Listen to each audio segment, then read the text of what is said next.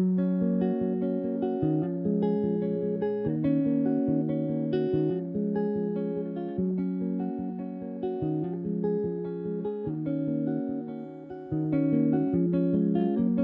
took my love and I took it down. I climbed the mountain and I turned around,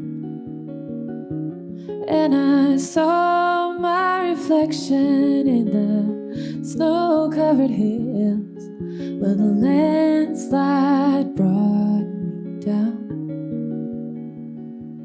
Oh, Father, in my mind, what is love? Can the child within my heart rise above? Can I sail through the changing ocean tides? Can I handle the seasons of my life? I don't know.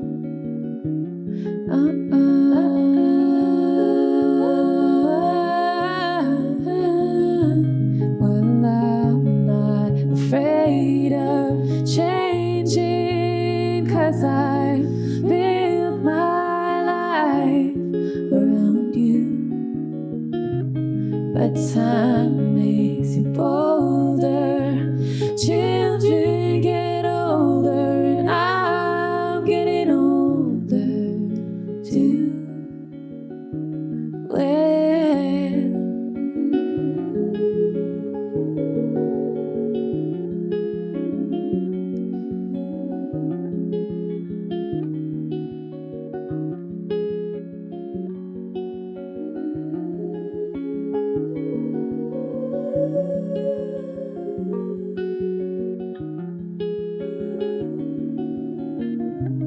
Well, I'm not afraid of changing, 'cause I built my life around you.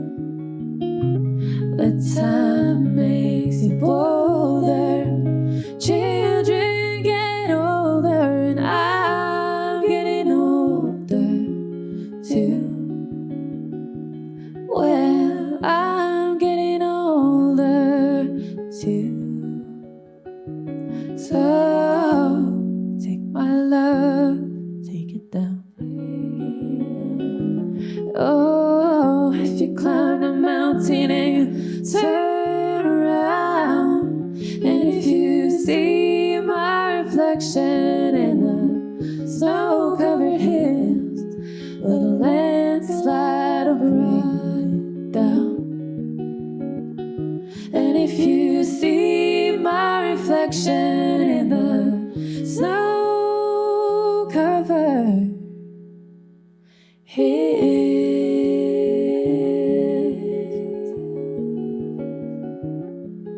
well, the landslide will bring it down. The landslide will bring it down.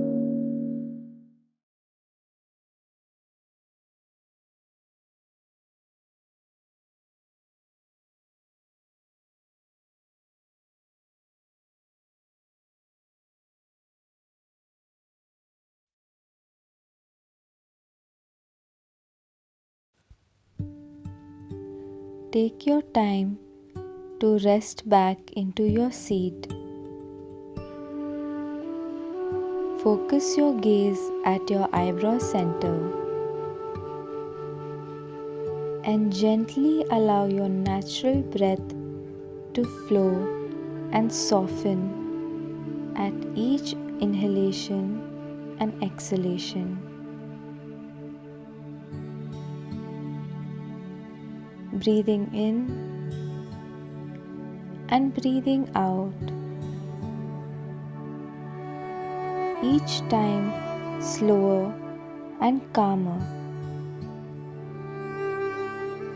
becoming restful and rhythmic flow inside you.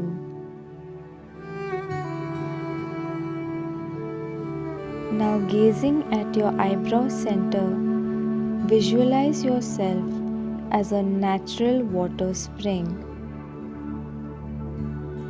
flowing from the damp, cool rocks, bubbling up, natural and fresh, and flowing down right into an expansive, calm lake. The leaves of bushes and plants around the lake are vibrant and green from the fresh recharge of the water present all around, of life force being present all around.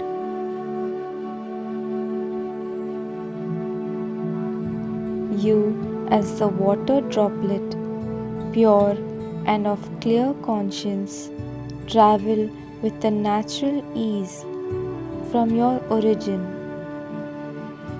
from the mouth of God, falling freely with sincere delight of your living,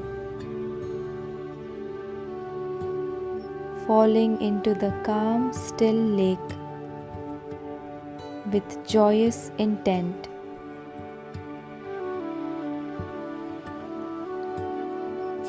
Slowing down this motion, see how every time you touch the calm surface of the lake,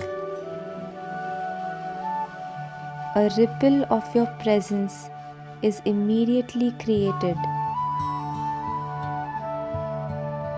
uniting with the vastness of your beloved Creator.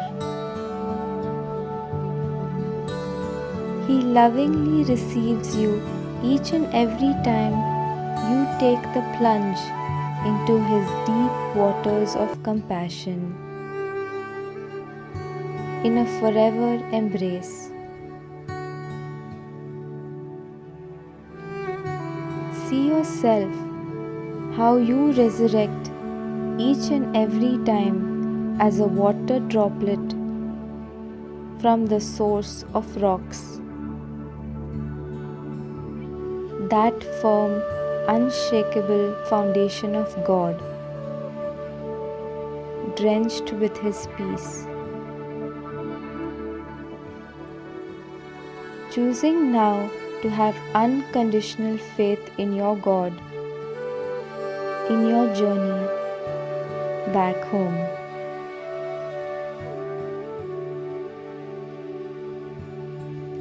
That each time you rise again as an infinite droplet of water,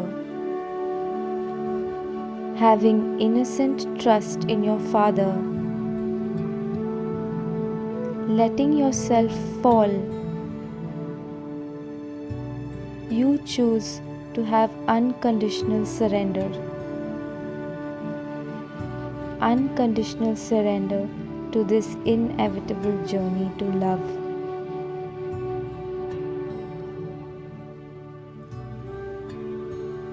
Your every choice of surrender within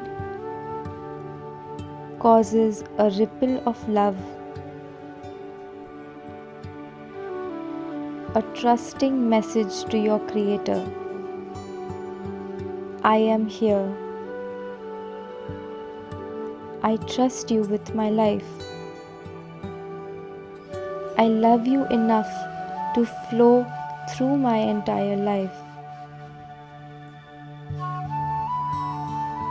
Oh, the delight God feels in your heartwarming love note of surrender. He is right there waiting to embrace you into His vast, calm lake of peace.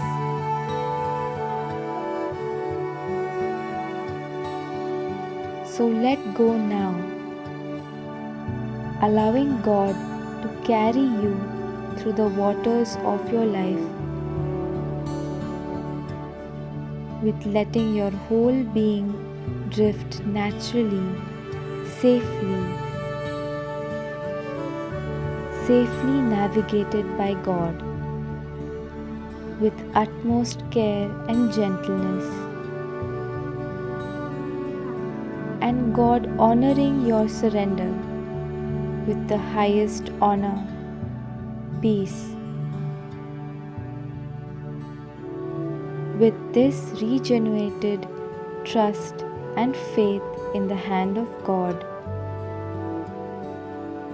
you may now gently open your eyes.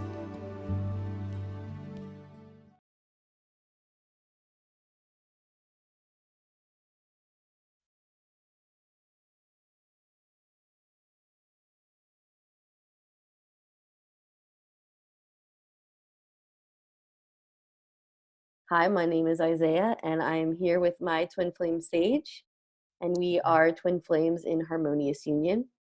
We are devoted students of Jeff and Shaleia, and we are honored to be doing a card reading today for the Church of Union and for the collective. Yes, sir. You got all the facts right. So That's right. I have here Crystal Angels. It's actually now currently assigned to Radley Valentine. He's the author right now, but Doreen Virtue used to be the author. She renounced authorship, but it's a great deck regardless. So let's see what comes up, eh? So, oh, the same one as we pulled last night or whenever. Oh, I love this. Aquamarine. That's Divine life perfect. purpose. Yep. You have this this hunk of an angel looking at this hunk of an aquamarine, and trust the signs in your inner guidance, which are leading you to fulfillment, is the message. So, what do you have any message that comes up when you feel into this card? You can keep the card up. I just feel right now like we are all kind of marinating our life purposes right now. Like, I feel like our life purposes are about to just take off for the collective. Like, like we're building our foundation so that it's a really sturdy rock solid foundation so that it can just take off. And I can't wait. I'm ready. It's going to be great. And yeah, that's what I feel. Same. That's beautiful. Yep. So, you get anything else from it? Just life purpose is heaven. Amen. Yeah, life purpose is heaven. So yeah, it is. It definitely is. You get to work for God. That makes me emotional. Yeah, because it's you get to be authentic and really be yourself and make a real difference in the world. Yeah. So, and in your own life too, because you love it. Anyway. Definitely. Yeah, I'm just grateful to find my life purpose.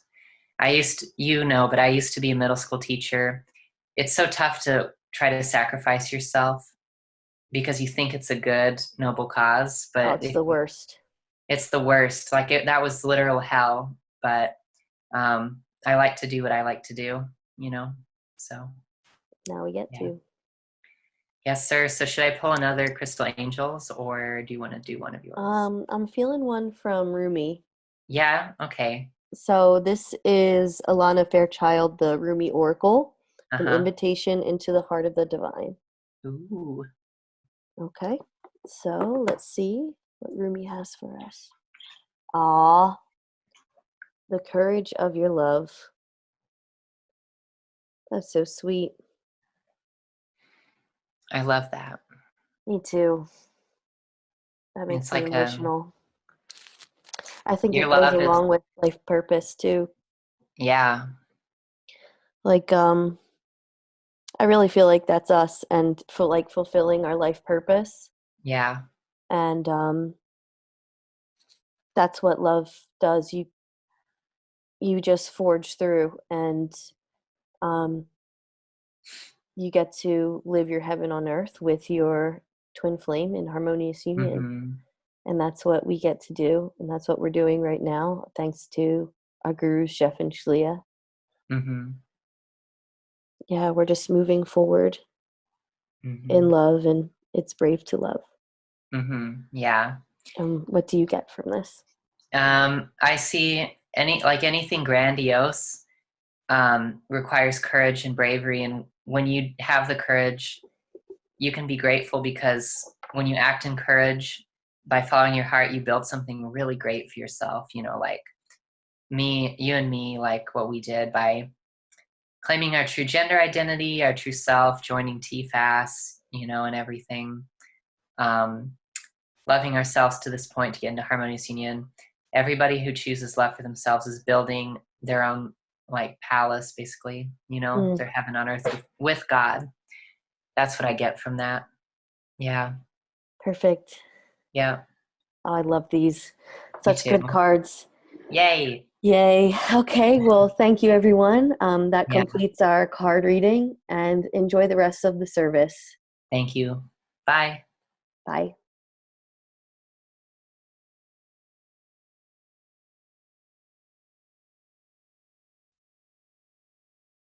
Good morning, everyone. Welcome to church. I'm Lisi. I'm the Senior Executive Minister of the Church of Union.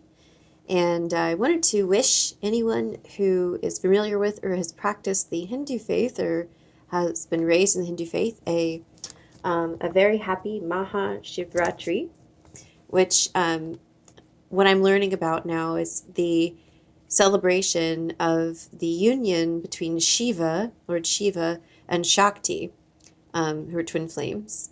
And the story has it, and I am still learning the details, so I'm really grateful for all of my brothers and sisters coming from the East who are teaching me and others about the history of the Hindu faith. And Jeff and Shaleia go on in detail about that as well in much of their work.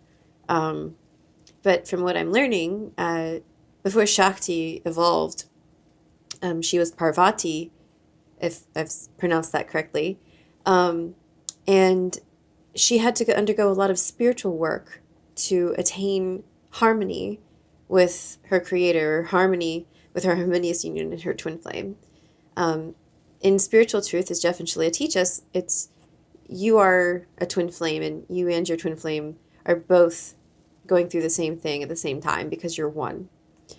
So it wasn't as if, in that story, it was helpful to look at it from her perspective. So if you're in Twin Flame Ascension School and you're the one part of your union who's going to classes, so that's in my case as well with Josh.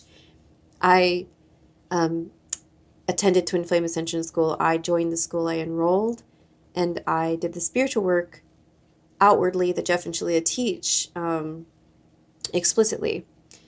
Josh does his own form of the mirror exercise, and he does his own. He has his own discipline, his own practice, and his own training, his own spiritual training that he does in his heart, which is very similar to mine. And he did read Twin Flames, Finding Your Ultimate Lover, and eventually we're uniting on what that means, what it means to be twin flames, and on our spiritual work in the mirror exercise. And he's now trying it out.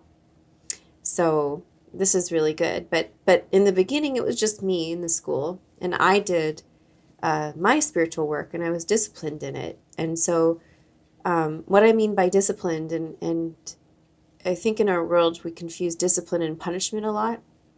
Discipline and punishment are very different. Discipline is, if you consider synonyms of discipline, like training and really like an education that is based in giving you structure and becoming very succinct in what structure feels good to you, that's discipline. You can discipline yourself, you can be self-disciplined, but when you're a child, you must be disciplined by your parents or teachers. And as you grow older, you're disciplined by society. You've got speed limits, traffic lanes, all of these places that show you where to go and how to best and most efficiently travel.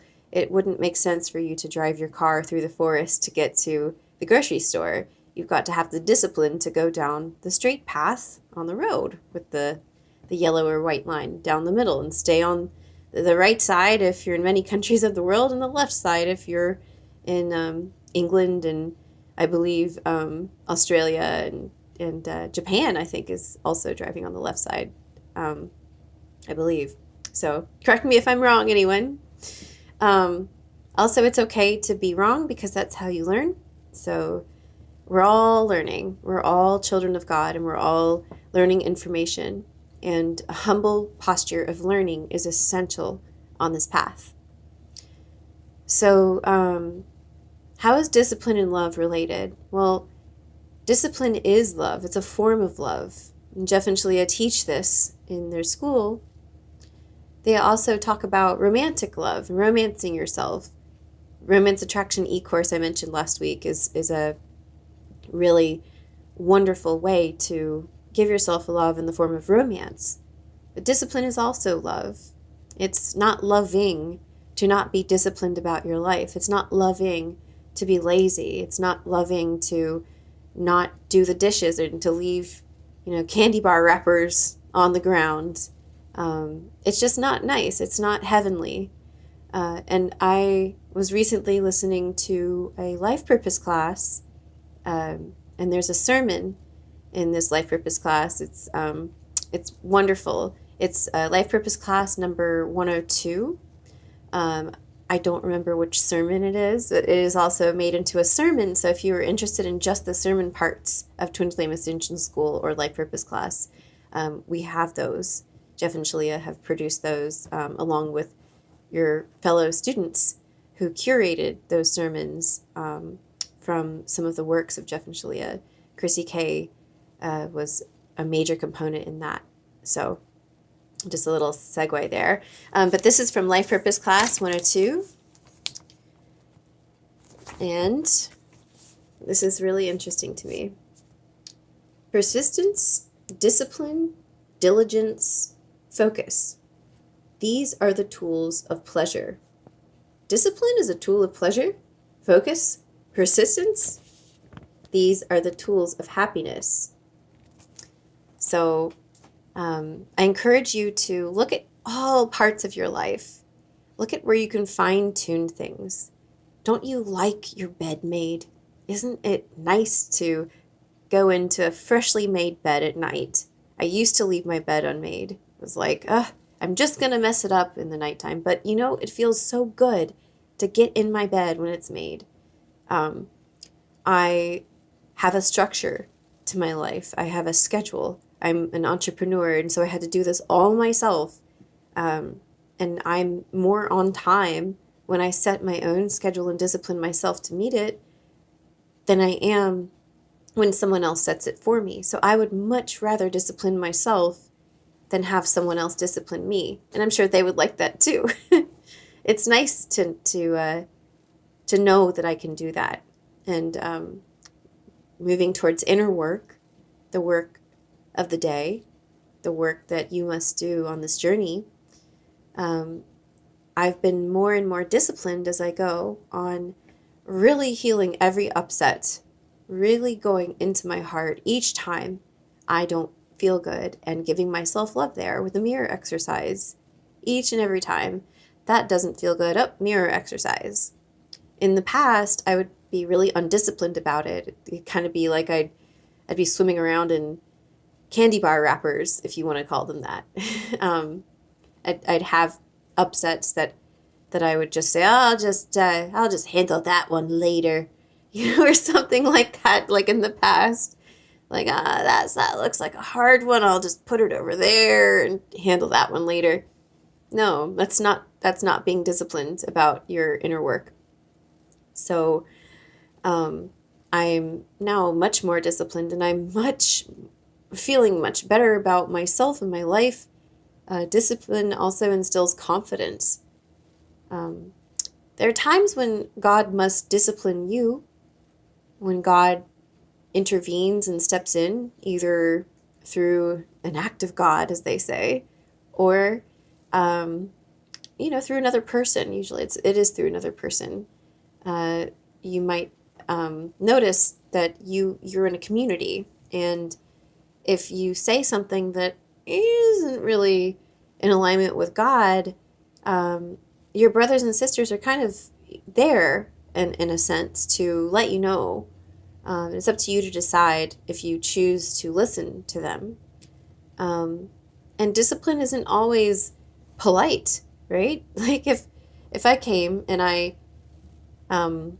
ate your dinner that you made, and I was like, oh, that looks so good, I'm gonna eat your dinner that you made, thank you. It might be more appropriate for you to say, hey, that's my dinner. Please don't eat my dinner. Like, what are you doing, you fool? Like, that's my food. Just literally put that on my plate and you just ate it all up. What isn't appropriate is to be meek about it. Excuse me, you ate my dinner. That's not discipline. Nobody listens to that. The discipline must be delivered in a way that is heard, but through peace, through standing in your power and truth. And this is how I treat myself as well. Sleeping through an alarm, okay, nope, get up. It's not mean. It's very loving to have discipline and to discipline yourself first so that you can appropriately discipline others in your community. And you also need to make sure that you have a relationship with someone when you discipline them. If they're in your community, for example, that's having a relationship with them. There's sometimes I have disciplined a total stranger. Someone left Starbucks the other day, and like I saw their rubbish fall straight from their hand onto the ground, and I was like, I'm pretty sure they felt that fall. And so I picked it up and I ran up to them and I said, excuse me, I think you dropped this. There's a trash can right over there. And they blushed a little bit, but I was like, it would have been unloving for me to not bring that into that person's awareness. It wasn't mean what I said or how I said it, but I certainly wasn't meek about it either. It's really claiming God's truth and claiming it with confidence because it's God's truth, because you have confidence when you work with God. So that's all I wanted to say, and this has been a theme in our community, and Jeff and Shaleia are going to speak on deeper ways that we can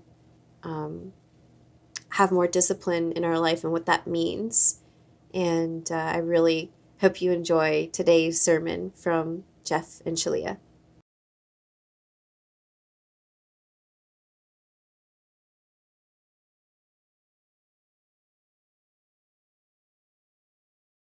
Hi, I'm Jeff.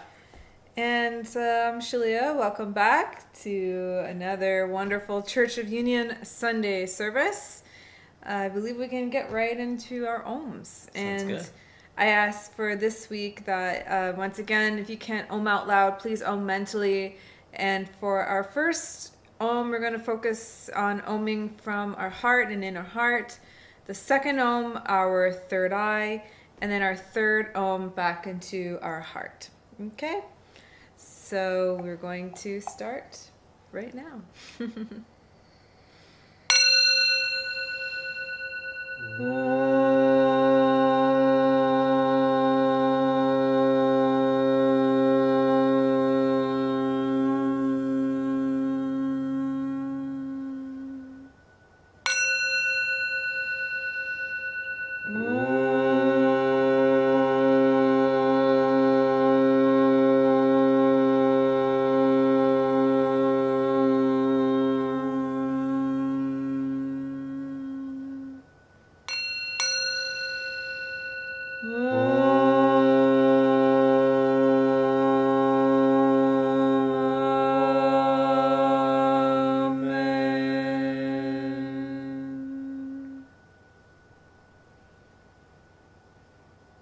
And grounding that energy peacefully into our hearts and into our third eye, sending love and good chi all over to ourselves and to the world.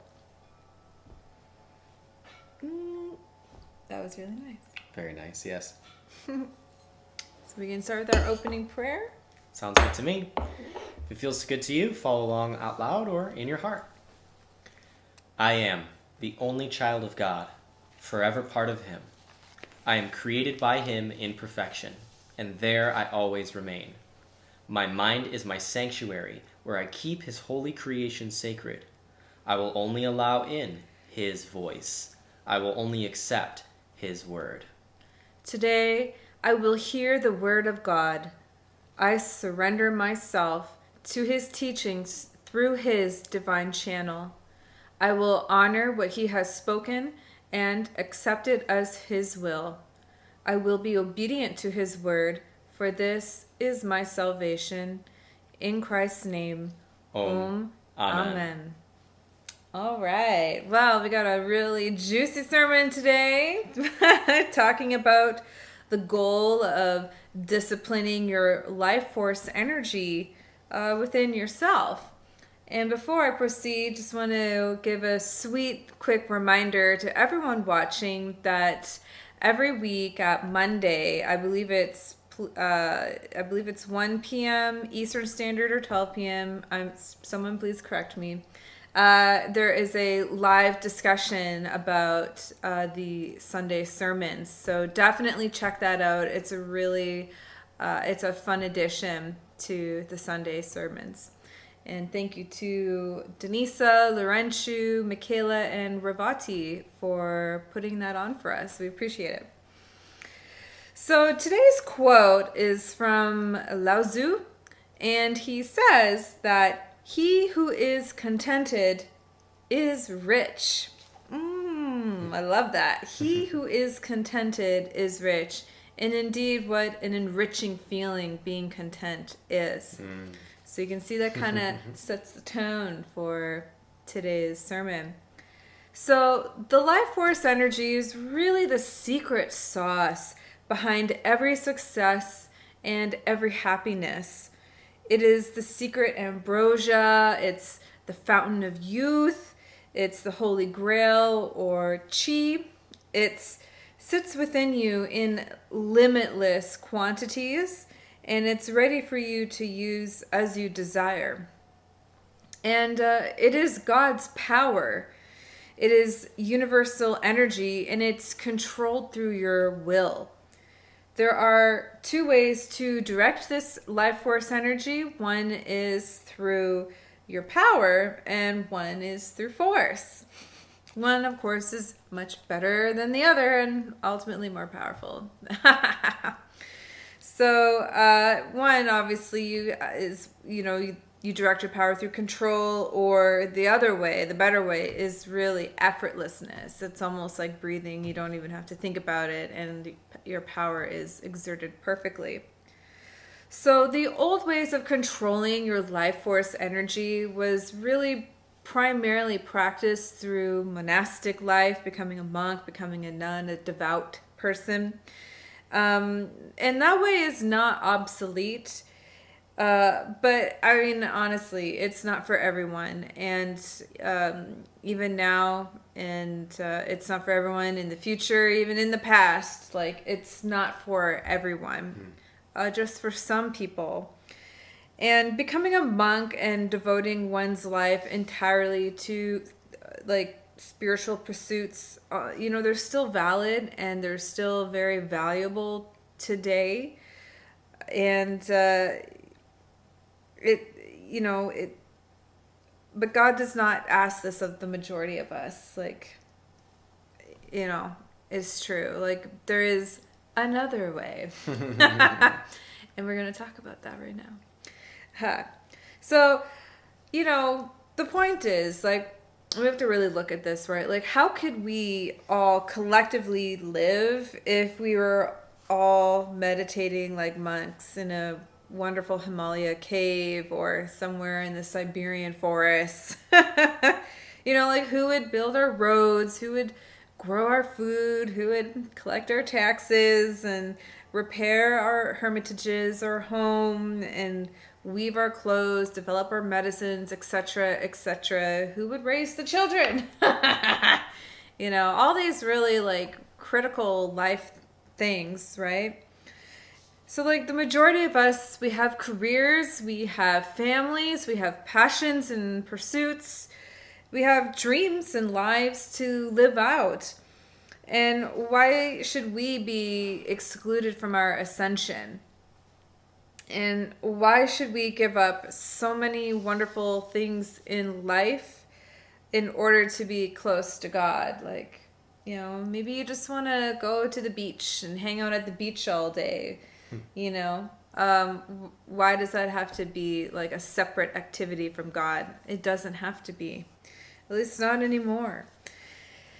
So, you know, like, you have to ask, like, isn't your career good? Or your life purpose good? Isn't, like, your family worthy of your love and your loving? And is not your world of creations worthy of your constant love and attention and focus? Is that love not communion with God? Like, it is. It's complete communion with God. And it's not perfect union simply being able to love God with your whole entire heart. It's without impediment and completely receiving his love in return. And so ancient yogic traditions and priestly monastic lives of renunciation, like, once again, they remain respected and they are sacred. But once again, they're not for everyone. And for the first time on earth, we have an equal and dualistically opposite path to God. And this is the path of sex with your twin flame, money and riches with your life purpose, and material wealth imbued with the sacred divine life force. Sounds like heaven to me. Yeah. So you create with your life force, using your life force, and you grow his kingdom, your home, with this life force energy. And the truth is, heaven on earth is already here. The secret is that it has already been here like a long time. All along, or a very long time. Like, it's been here. It's just been it's just in the process of being revealed to us. So whether by means of an illusion of control or through effortlessness, means you still channel life force energy into your creations. Whether by his mind or through your ego, you can create or you can make. And, you know, creating comes from the divine, making is like the ego. And yet, anything real and anything created or made with his energy is still by his hand.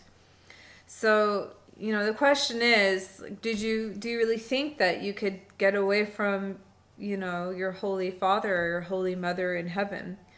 The delusion that you can make hell separate from the Creator and rule over it is a tiny fragment of sickness and despair, which is a lie. Your kingdom has come, your heaven is already here, and you already are and have been creating holy and sacred heaven on earth. And this is it. Maybe you don't like it yet, and that's because you're not finished with this piece yet. Or maybe you don't like what other people are doing, and that's because the partnership hasn't yet been offered. But you will, and you will grow. There is only one way to grow, and there is only the direction to grow in, and that is through mastery of your life force energy. So the mirror exercise is a tool that can free up your life force through the release of resistance and the return to God's loving consciousness. It can loosely teach you the other thing that you need in order to attain God realization. But it's the journey itself which provides you with the most important thing. So all religion and yogic tradition emphasize one single thing, and this is to master your life force energy and being successful at it. So, for instance, like all great businesses, business success, political success, all genius comes from mastery, from this one simple principle. And they will all tell you this. They all tell you the same thing, and that this is done through discipline. And discipline is freedom. Discipline is the way to freedom. It is not the opposite. Actually, not having discipline makes you feel not very free at all. It makes you feel like you have no control over your life.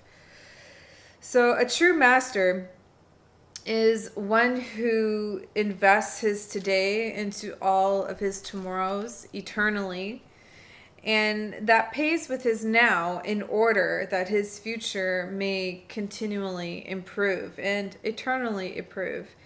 And this is true heaven and eternal ascension. Cheating your life force for a temporary but unattainable high is really insane, and it's detrimental. Something that can only be done to satisfy like an ego. It's really your own demise. Whatever the ego's agenda is ultimately your own demise. And so discipline is something which requires years and decades, centuries, sometimes for people lifetimes to master.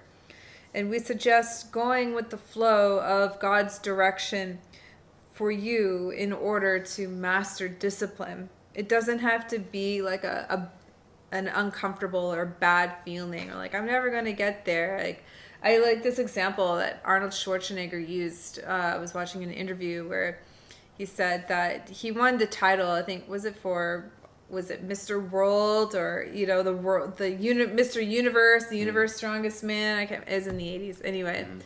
And he said that he would go to the gym and he'd work out and he'd always have this smile on his face. And like all the other gym bros would notice. And like finally someday someone asked Arnold, like, why are you smiling all the time when you're at the gym? Like everyone is so serious, right? And Arnold said, well, because I know that every rep I do is leading me to the strongest universal man. It's Mr. Universe. Mr. Universe, yeah. Thank you. Mr. Universe title. And that always struck me, and it stuck with me, like, yeah, like that's the perfect attitude. Like every rep is bringing you closer to your goal. And that's something to smile about. And that's what discipline brings you. It brings you that knowing that you're going to win, that you're going to get there. You're going to do it. You're going to have the thing that you're being disciplined for. So, so going back, so having the discipline and mastering discipline, it actually leads to what we call like developing a passive discipline. And this is a really wonderful and natural and automatic process that you want to get to, by which your discipline increases by manifold. And as your discipline increases, the rate at which you can channel your life force, it highly increases. But do not be mistaken, as life force is a multiplicative force, in that it is not gone the moment you spend it, for it can remain long with you after you've exerted the effort to discipline it into place initially. So there are two aspects of your fortune, and both require discipline. And it's latent wealth and your income.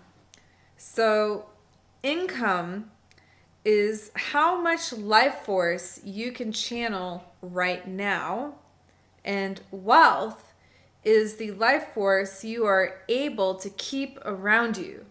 Let me say that again, because that was really important. Income is how much life force you can channel right now, and wealth is the life force that you're able to keep around you. This is why sometimes you'll see some people hit the lottery, get very rich, and then a couple years later, you're like, "What happened?" And they're like, "Oh, I spent all my money. It's gone. They don't. They don't have a dime to their name anymore." It's because there's a difference between having money and keeping money, and growing that wealth.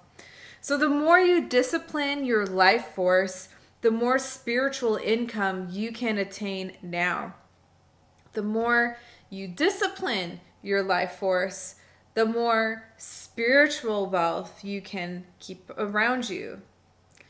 So, one final note is when you are in the kingdom of heaven, your wealth is not your own. It's a collective wealth of heaven, or it's a co-op. I love that. It's a cooperative wealth, and I think this is really that dream that a lot of people have of, that universal income, or like everyone being wealthy, or taxing the super rich, which I'm not saying is a bad idea, but having this income equality thing. But in heaven, like, everyone is perfectly wealthy, and so it's a total different consciousness. Yeah. So going back here, so being in some ways very new, and all these given principles by the Church of Union and our teaching, while it's ancient, also new subjects are being introduced. And so these new subjects will take time to settle in. And these new subjects exist almost exclusively within the Church of Union community, like harmonious twin flame union, for example. And so, being a collective wealth, your neighbor and your relationship with your neighbor is responsible for the holding of this wealth. And this is why you help your neighbor immensely, because his wealth is your wealth. I know, like, on a more personal level, like, we can feel how our spouse's income is our own income, and how your spouse's wealth affects your own wealth. And so you can see how that grows to, like, well, your neighbor, your community, and then your state or province, and then your country's wealth. All of this, like, it all has an impact. It's very interesting how that happens. So so because he is your brother, once again, like, you share the kingdom of heaven together. You're not separate from each other in heaven. Like, you're always going to have your brothers with you and sisters with you in heaven. So you do not dump your life force, though, into the ego of your neighbor, if they choose to have one. This is why you seek to root out ego within yourself, and you share this loving gift with your neighbor. And in this church community, you do seek to dissolve ego anywhere you encounter it, especially within yourself. Because wherever you encounter ego, the sole reason you can see or experience it at all is because you have not known love there yet. So your job is to love yourself there with all that you are. So you are to discipline yourself and extend discipline to your brother as you walk hand in hand on an eternal journey to love, deeper into the heart of God and the endless riches he has for you, so that you may enjoy endless happiness. Yummy. Very good. Do you have anything to add about discipline or life force energy for our community? There's no limit to life force and how it should grow. And so this idea that, I have, once I attain a certain amount or a certain level of this energy, then I can stop. There's no stop in heaven. There's only go. There's only flow. It's only movement. It's only on its way. And so you want to retrain your mind from the way that people think about energy and money in our society of our time, which is, I'm going to attain this amount of success and then I'm going to retire. But retirement is absolutely insane and only necessary if you've pushed yourself out of balance, that you would need to stop in order to rest and attain balance again. Recuperate. And this is the cycle of reincarnation, whereby you are born, you grow up, you begin your career, and you work way too hard for way too long, to the point of exhaustion, of failing health, of spiritual collapse. And then you retire. Oh, I'm so happy. Now I get to retire. But retirement can be exhausting, boring. And some people don't even get to enjoy their wealth if they have it when they're retired. Because you're so exhausted. So exhausted. How do you have fun? And so the appropriate relationship with this energy is one of balance. You want to ensure balance right now, and then you just stay there. And that in that state of balance, this energy can grow. And grow doesn't mean harder to handle or more uncomfortable. Grow means just better, always better. Because not only does the amount of energy that you can channel increase, but you improve your ability to increase. So you grow along with it. And so it's an eternal relationship. And this is why they say, there's no such thing as space and time. There's no such thing as size in heaven. There's no comparison in heaven. How could you get eternally bigger in physical space? If you just think about that, eventually, maybe you wouldn't run out of space because there's unlimited space, but it doesn't make sense. This concept of not enough or comparison, it just doesn't make sense in the kingdom of heaven. These are egoic terms. That doesn't mean that, you look at a room and you're like, well, there's unlimited space here. Well, maybe, but use spiritual concepts in spiritual realities. And so we're talking about a spiritual reality with life force, where your life force should eternally grow, eternally expand in a natural and automatic way. And it's not about how big you get before you're happy, how much wealth you have before you're happy, how much good you have around you before you're happy. It's about whether you're in alignment with your good, which is a flow, or you're not quite there yet. And so you're shifting into alignment with your good in every little place inside of your consciousness. And as Shaleia had said before, it's not about, that you chose ego there or whatever, or you're separate there. It's you have not yet brought love to that place in your consciousness where you desire to bring love in order to manifest perfect happiness on this physical plane. That's why I think people get confused about, when we tell you don't, in the Course in Miracles, of course, also says you do not have an ego. But then you're like, I feel terrible, and so you're saying, okay, I don't have an ego, but why don't I feel love here? Why don't I feel expansion or divinity here? And that doesn't mean you have an ego. It just means that, you have yet to bring love to this space within yourself. That's it. Feels good. Yeah, it feels really good. Truth always feels good. Fear or evil or ego always brings misery. It's very true. Yogananda calls it, it's like poisoned honey. Oh, I like that. And it may be tempting at first, but ultimately it will feel really bad. Good. So be careful what you eat. Or be careful what ideas and beliefs you choose to subscribe to. Well, on that note, I think we can do our closing prayer. Yes, please help us in closing the energy of this sermon by joining us in prayer in Ohms. Very good. You can repeat after me inside your heart or aloud, whatever feels good to you. Father, I accept your word into my heart. I will honor your will in my life and will follow you without hesitation anywhere you ask. I know you guide me into your heart where I belong. I accept that you are everywhere and your teaching is in all things. God, I know you provide me with clarity in this teaching of union, that I may be forever in union with you. I accept that you are in me as you are in my brother. I will not deny my brother your word, and will share your teaching with him in any way you ask, and only as you ask. For when I share my salvation with him, I fully claim my salvation and return to you with him. In Christ's name, Amen. Amen.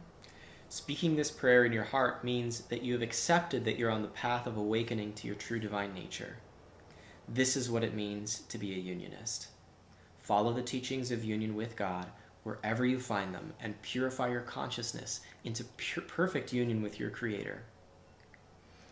And we shall Om 3 times, and I believe this time we can start Oming from our third eye chakra, right in between our brows.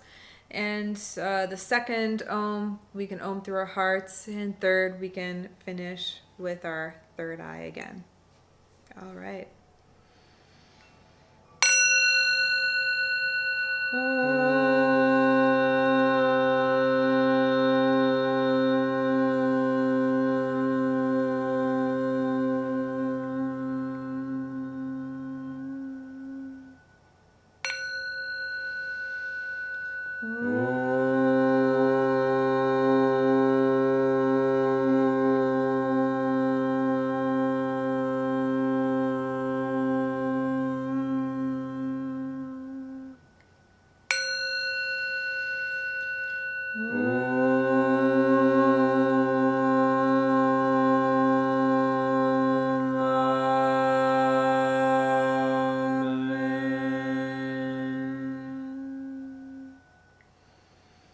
Om Shanti Shanti, peace, peace, peace.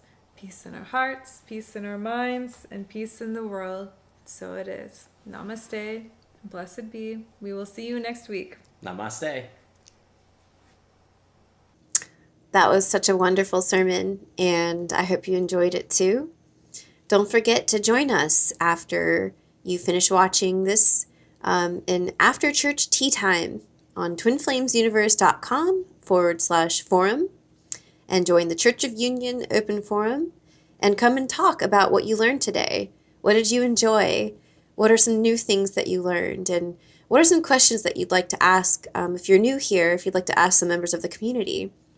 So the forum is free, and we'd love to have you and go deeper on some of these topics that you learned about.